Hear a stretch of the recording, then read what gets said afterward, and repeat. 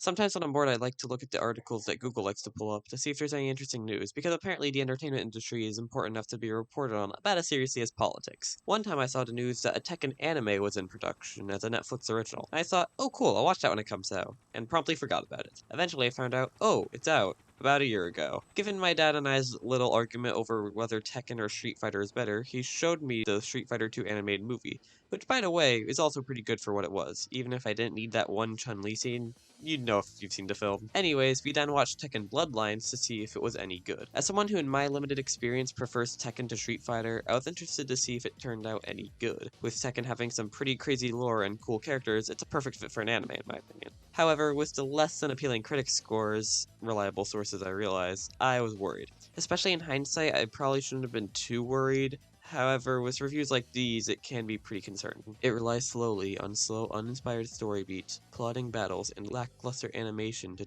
unravel its tale. 4 out of 5. What? The reviews are really nothing awful, but also certainly not glowing. In general, don't take critic scores too seriously, just watch the darn thing if you're interested. And now that I've watched the darn thing, I think it's actually pretty good. The show largely follows the plot of Tekken 3 specifically. Lucky me, that's the only one I've played. Our protagonist, correspondingly, is Jin Kazama. He lives a somewhat secluded life with his mom until the final boss shows up. Ogre ends up killing his mom, who tells Jin to seek out his grandfather, Heihachi Mishima, whose name I somehow managed to spell first try. For the next few years, Jin trains with Heihachi with the purpose of training to beat Ogre. Heihachi then sets up the next King of the Iron Fist tournament. That's the setup. From there, we follow the events of said tournament. I say that as if that's most of the show. Yeah, sure, let's start with spacing. The show is extremely story-focused. Not what I was expecting personally, but if it works, it works. The show has 6 episodes, and it takes 3 before the tournament really begins. Heihachi sets it up at the end of episode 2, but episode 3 stalls on what happens before the tournament, and therefore feeling like nothing happens, even though there is a bit of important information. For what you expect to be an action show, it really takes a while for that to kick in. It's far more focused on Jin's personal journey. I'm sure my expectations being messed with affected my perception on the first half of the show, although I did like the beginning, don't get me wrong. Despite the slow burn at the beginning, the ending starts to feel a bit more rushed, although I'm getting a bit ahead of myself. I mentioned Jin going on a sort of personal journey, and that's one of my favorite parts of the show. He was the perfect character to center this show around. He's a crossing point between two families' histories, one of which being notoriously disastrous. His mom raised him as more of a pacifist, while Heihachi tries to push that aside in favor of unleashing his true fighting potential, a side of himself Jin seems to naturally lean towards. As the show goes on, it starts to raise some interesting questions. What does Heihachi really want with Jin? He mentions the devil gene Jin inherited, so does he want to use that to raise a powerful warrior to defeat Ogre? He does seem to have ulterior motives throughout the show, so does he just want to avenge those who died to Ogre?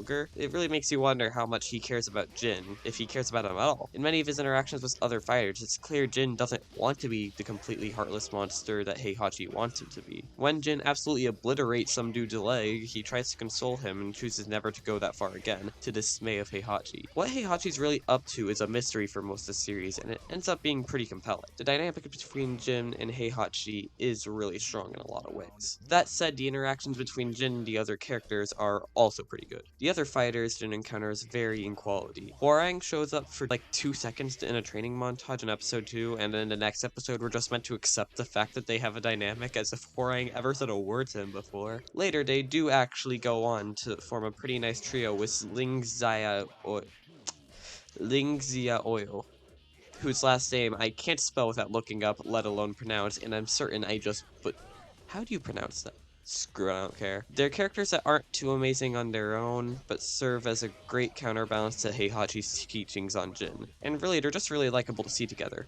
After the aforementioned complete utter slamming and jamming of the leg of the character whose name I just straight up forgot and don't feel like looking up, there's a series of interactions that, just like the rest of Jin's moral issues, had me pretty compelled. Ling and Hwoarang play a role in this, like I said, by being the counterbalance to Heihachi, pulling Jin more towards being a better person, while Heihachi seems set on making him a ruthless killing machine. Sojiro's an absolute row, so Paul is pretty epic. While I've mentioned the better characters, the cracks in this show sort of begin to form with some of the others. Nina is set up as an important rival to Jin before promptly getting defeated by Ling and never showing up again. Looking at the list of characters, despite it being small, some have no role whatsoever. Julia, whose name I'm almost certain was never even spoken, is the best example. Unless I forgot something, she was the one who wanted dependent Heihachi has, but while we see dependent again after that, she barely appears after almost dying to Heihachi. Also, it's worth mentioning that some of the characters from the games are just completely absent. Makes sense for a short, incredibly focused series, and most of these guys are fair exclusions. We didn't need Jack, Eddie, Mokujin, Michelle, etc. I think the only two glaring omissions are Kuma and Yoshimitsu. They both appear on the brackets but don't actually show up. They're both really cool, unique, and iconic characters and deserve some spotlight. Yeah, I'm a Yoshimitsu main, so I'm biased. Some of the characters that do show up, though, don't have some of the best writing either. Sometimes the writing is actually really good and comes off really naturally. However, on the occasion, it really fails. There are a lot of stilted, long, awkward pauses that remind me a lot of Kingdom Hearts, actually. Heihachi gets described the worst, I find. He talks the way a teenage girl texts. He speaks in fragments connected by the writer continuously spamming ellipses. Sometimes other characters have it bad, but never even close to this guy. The writing's pretty decent overall, but when it fails, it's pretty baffling. While this show is more focused on character drama than what you might initially think, one of the highlights, just as I hoped, were the fight scenes. First of all, whoever called that animation lackluster, I'm gonna have to disagree. While anime with 3D animation is getting more common, just like most anime, I think it looks really good. The only problem with the animation for me is that it's very distracting when the characters keep swapping between 2D and 3D animation within the confines of a single scene. The fights themselves have a very interesting direction, adapting the look and feel of the games as directly as possible. I expected a lot more artistic and visual liberties to be taken, but no. The particle effects upon landing a hit, the way these different attacks flow seamlessly together feels right out of the game. They do over-rely on slamming a black and white filter over certain heavy attacks,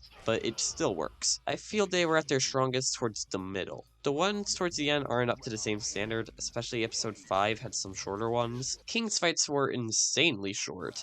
His fight with Jin ends just as the music is ramping up. Unfortunate, because the music is appropriately Tekken-esque. You know, the ending in general feels like it lacked some budget and time. Feels a bit rushed and confusing. Starting with King, it's made clear that he's one of the many people who died to Ogre, yet, here he is. I thought it was Kazuya, Jin's father in disguise. He, to be fair, is also claimed to be dead, but someone as powerful as Kazuya, with the devil gene no less, it's reasonable to think he could have survived. Before King fights Paul, Heihachi says that Paul is such a formidable opponent that the only way Kazuya was able to beat him was with the power of the devil gene. He says it like he knows something that Jin doesn't, and then King just mauls Paul within a few seconds. Then Jin fights King and wins, and then things just keep going on as normal. So I guess King didn't die? Heihachi then goes up, inserts himself into the tournament, and after Jin beats him, he uses the pendant introduced in the previous episode to summon Ogre. Earlier in the show, Heihachi says that Ogre is attracted to power and holds the tournament to bring him out of hiding. He talks about Ogre as if he's a random encounter in RPG when he could have just summoned him this entire time. After a long battle where the other characters pretend to be helpful, Jin takes down the beast, even in its true form. Also with like 80 flashback sequences in between, multiple of which flashing back to the same scene within minutes of each other. That's cool. I'd also like to mention that Jin gets no breaks starting with the King fight. That's some Evo level play right there. The ending from here is essentially just Jin's ending from Tekken 3. Heihachi decides he had enough, pulls out a gun and freaking shoots Jin. He says his ultimate goal was to eliminate the devil gene.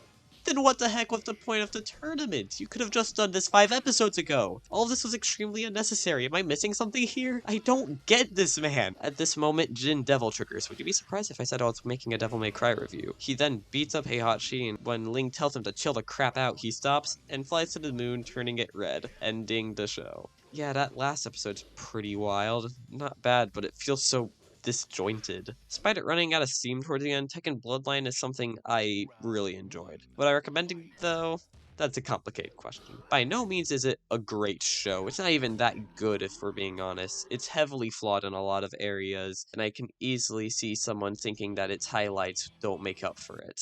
But if you're a Tekken fan who just wants to see some of your favorite characters on screen, then you'll probably be satisfied. If you don't have any sort of emotional connection to the games, however, it'd be a tough sell. Although my family, who haven't played any of the games, thought the show was at least okay, so there's definitely some objective quality here. I think with the position that video game adaptations are in right now, Tekken Bloodline is by no means a frontrunner in their increasing success. However, with the success of the Mario movie, Cuphead show, Sonic movies, The Last of Us, and even more potential successes down the line, this show is certainly another indication that more care is being put into these adaptations than there once was, and it's showing in the products we're being delivered. I'm personally looking forward to the Final Fantasy IX animated series that's been announced, and not the FNAF movie, but it's cool that big budget video game adaptations are being made to critical and commercial success. Not really heavily related to the actual review, I know, but still I thought it was worth saying. I'd give Tekken Bloodline a low 7 out of 10. It's pretty good.